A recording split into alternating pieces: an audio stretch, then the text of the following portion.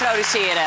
In 1990 leerde de wereld Robbie Williams kennen als lid van de boyband Take That. De groep werd ongekend populair en de 16-jarige Robbie werd al snel een publiekslieveling. De groep scoorde hit na hit, maar niemand zag de strijd die zich afspeelde in het hoofd van Robbie. Hij kon eigenlijk niet omgaan met zijn bekendheid en zocht zijn heil in drank en drugs. Een gevecht dat de rest van zijn leven zou duren. Des te knapper is de carrière die hij daarna wist op te bouwen. Hier in Nederland scoorde hij 19 top 10 hits. Stond hij 2 keer in de volle Amsterdam Arena. En deze zomer keert hij daar terug. Hier is, ja echt, Robbie Williams.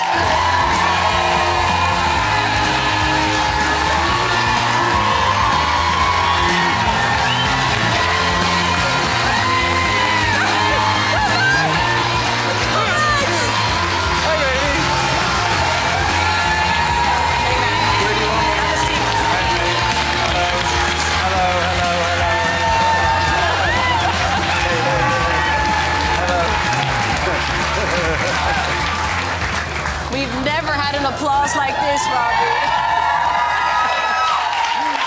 Wow. Wow. Thank you.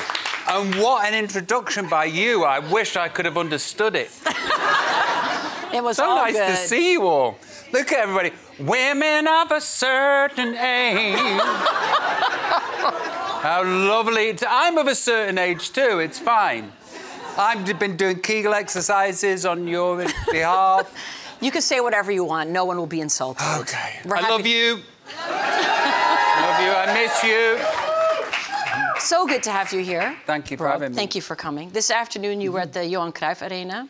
You'll be playing there in June. And this afternoon you were there having a conversation with Edwin van der Sar. For you, I guess that's like meeting your celebrity crush.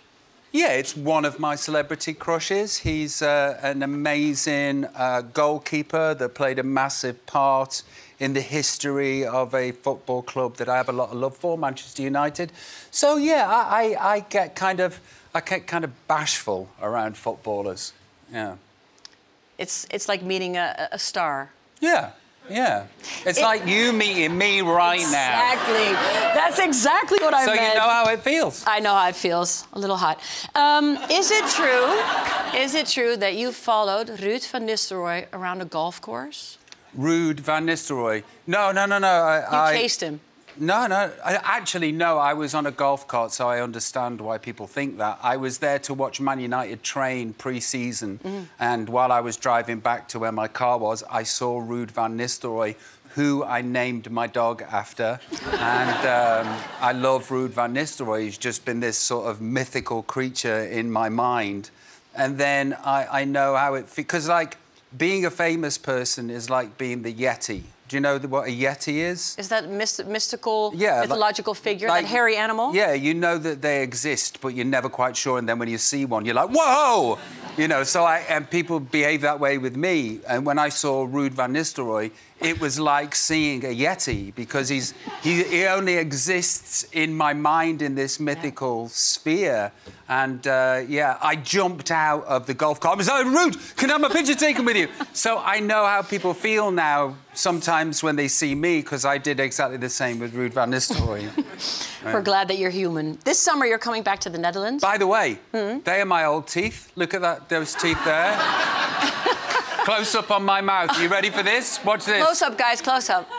Wowzer. What are you saying? How about them apples? Those ones over there, cut to those teeth. Let's have those teeth on the tally. And then once again for these teeth. It's fair, right? It's better. We love you with both. It doesn't matter. Thank you. This summer, you'll be coming back to the Netherlands. You'll be performing twice at the Arena. Yeah. And I know this sounds like I'm being a chauvinistic pig, but you love coming to Amsterdam because we love you the most. Yeah, it's true. I have been embraced here like one of your own. For the people that like what I do, I don't know, because I can't speak Dutch.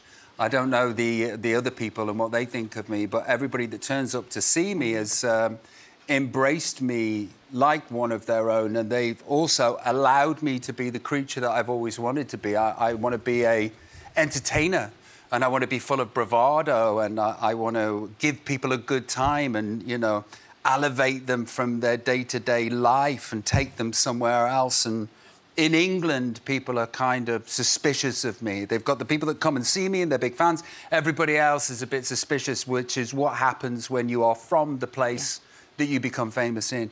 But here in Holland, it seems to be, I am embraced, I am held. No reservations. No reservations. I am loved, and I'm allowed to, you know, I'm allowed to be the essence of me. And I repay that by making sure I turn up and perform correctly and give them back, give you back the love that you give me. So, which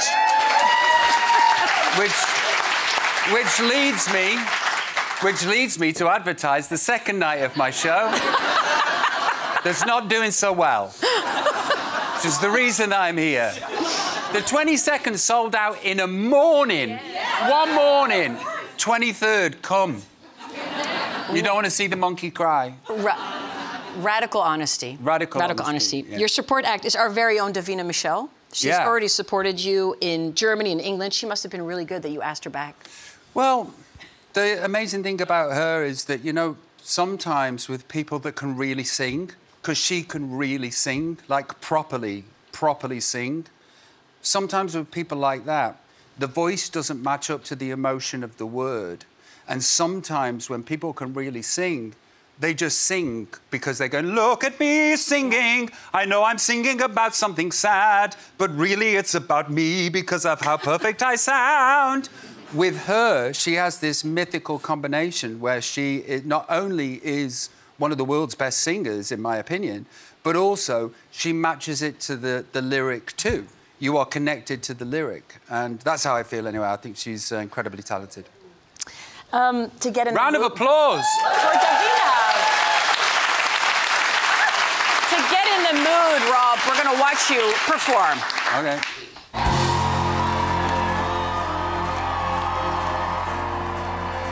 My name is Robbie fucking Williams.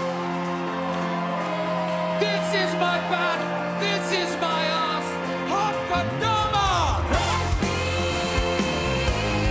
Entertain you. I don't wanna buy DJ. The job. You know who did.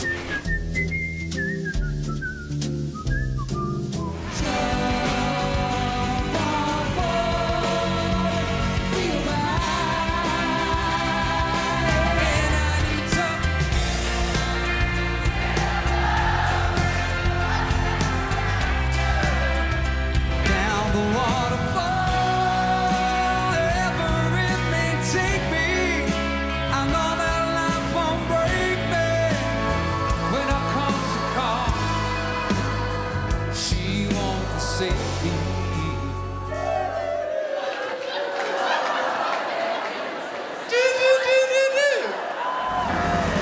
I'm loving angels instead.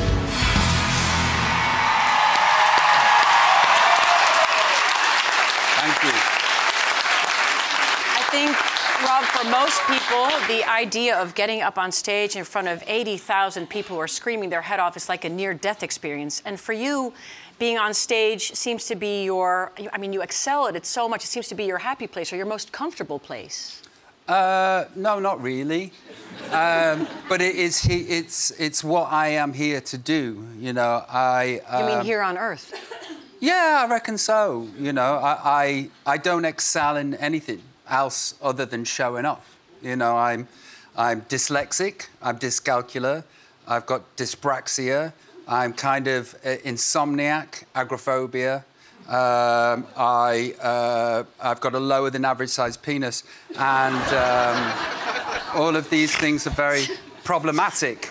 But the actual only thing that I'm getting smaller as I get older. Please, and Rob, please. It's okay. I have no use for it. I've been married a long time, and I only know that I'm pretty good at one thing and one thing in particular, and that look at this cocky guy, and then I get up and I do my thing, and that's the one thing. Thank God. I don't know what would have happened if I'd have not been embraced by the good people like yourselves, but here I am. Here you and are. thank God I am. At the end of last year, the film Better Man was released. That's a movie about your life, in which you... A fantastic movie, and a touching movie, in which you were played by an animated monkey. If you've seen the movie, it's incredible how natural it feels, how quickly you get used to it. But for people who haven't seen it, why would you let yourself be portrayed as a monkey? I think why not? You know, Michael Gracie, the director of the film, came in and he said to me, Rob, what's your spirit animal? And I was trying to find some self-worth for myself at the time. And I said, I am a lion. And he just went, nah.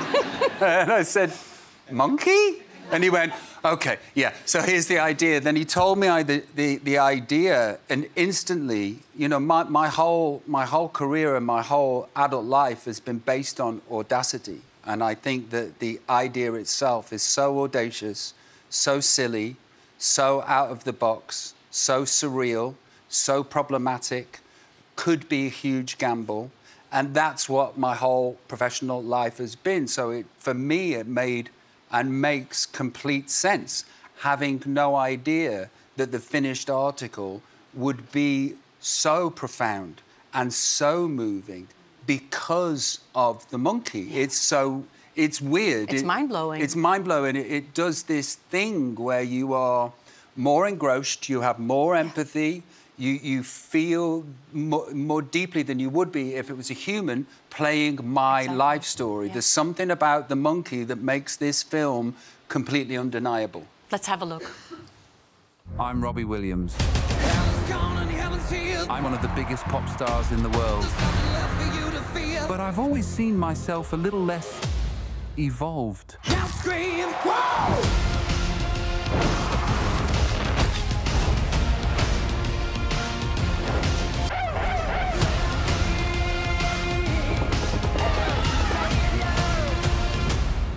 You've got to risk it all, whatever it takes. Whatever it takes. For the next 2 hours, your house is mine!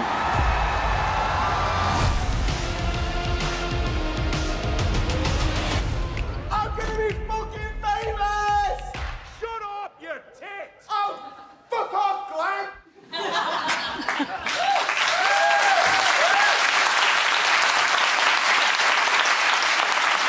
What did you hope the movie would do, Rob? What did I hope the movie would do? Well, I hoped, you know, from just a commercial sense, and I don't mean commercial as in money, I just mean that, you know, I'm still ambitious, I still want to succeed, I still want success, and I still want to fill this hole that is unfillable. For me to do that, I need your attention, I need the attention of the people at home, I need the attention of the masses to remember me, or to be to understand that I am still important for their entertainment needs. And because that feeds me on an ego base, but it also, you know, means it also gives me a safety when I am known and heard and seen. So what I wanted the film to do primarily was to remind people that I exist.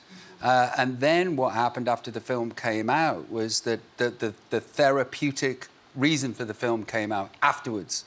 And that was people saw me and heard me, but in seeing me and hearing me, they also saw and heard themselves. They also felt their own human experience on the planet, which is one of vulnerability and one of trauma and one of overcoming difficulties and one of not seeing themselves in the correct manner and having to come to terms with the world and on the world's terms. So, yeah, I wasn't expecting that, but they have, and people are profoundly touched by it. And because of that, I feel really good.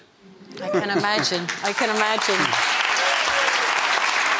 The thing is, you mentioned at the beginning of your answer, you said this hole that can't be filled, which is a hole within yourself, this void in yourself. And in an interview with Time magazine, you said, and I'm going to quote you here, I am waiting for the general public to allow me to exist, and that is a scary place to be. So you said this in January of this year, after an incredible career that has been going on for more than 35 years.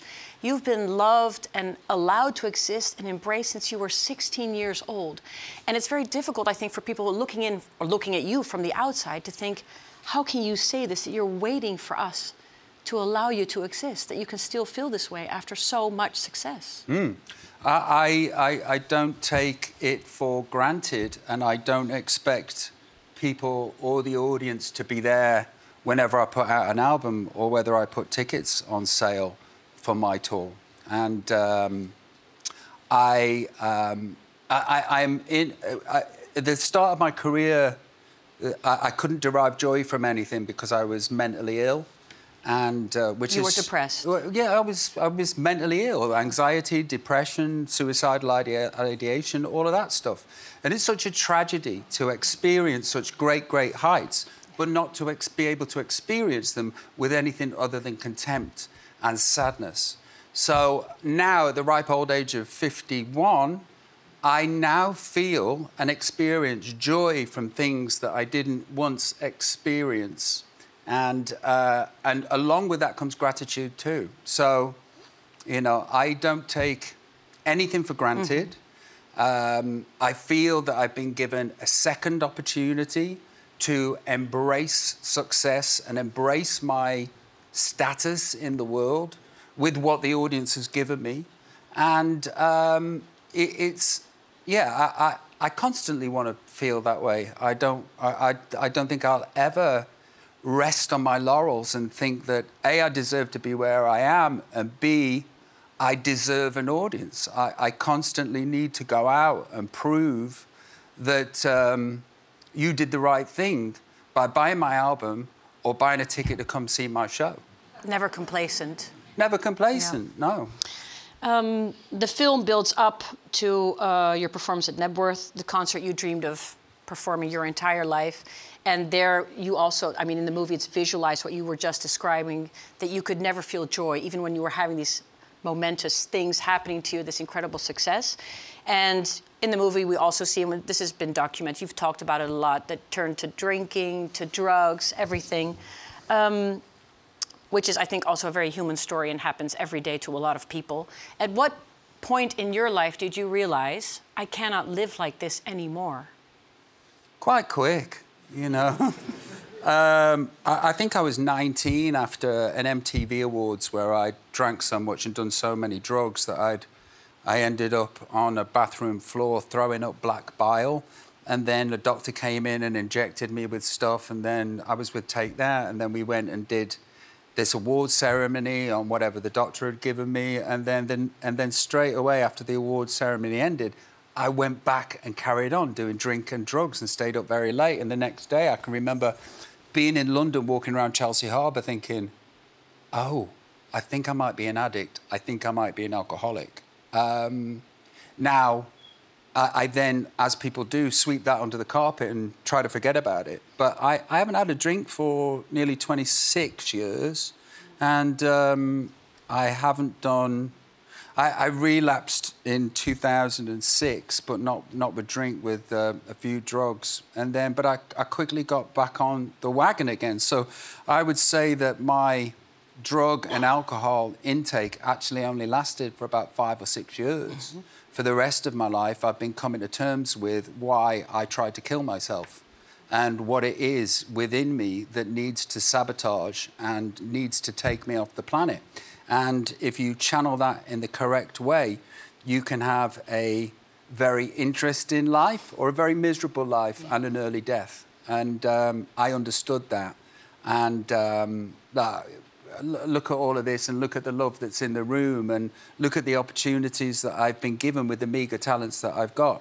You know, so I can see me.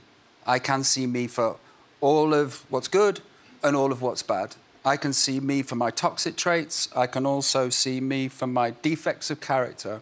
But I also can see what the opportunity that has been gifted to me. That you took. And I took. I just wanted to stay alive to experience it. Yeah. You have 4 young children. What do you teach your children so that they don't have to experience the same struggles that you had as a teenager, as a young man? I don't, you know, the oldest one is 12, the youngest one is 5. And I have a non-traditional marriage, as in we really like each other. And, you know, there is a safe place to grow up from and in, you know, that our house is full of empathy and compassion. And their mum, my wife, is emotionally intelligent and empathic. And I like to think I am too. This is all we can offer them for the time being. Where life takes them, what is in their system and what is in their genes is down to them. But while we have stewardship over their lives, all we can do is offer love and to the best of our abilities. But here's the thing, even with all of this information that we have about the workings of the mind and the way to be, we will be giving them their own particular brand of trauma that we don't even realise we are doing. To the best of our abilities, though, we just want to pass on to them safety. And I think so far, so good. It's always a pleasure to listen to you talk about your life and the things you've experienced and being so vulnerable and sharing that. I'm sure you help a lot of people by talking this. So thank you so much. A pleasure. Thank you. Robbie Williams staat op 22 en 23 juni in de Johan Cruyff Arena. Have a blast in June. Have a blast. Thank you. Thank you. Thank you.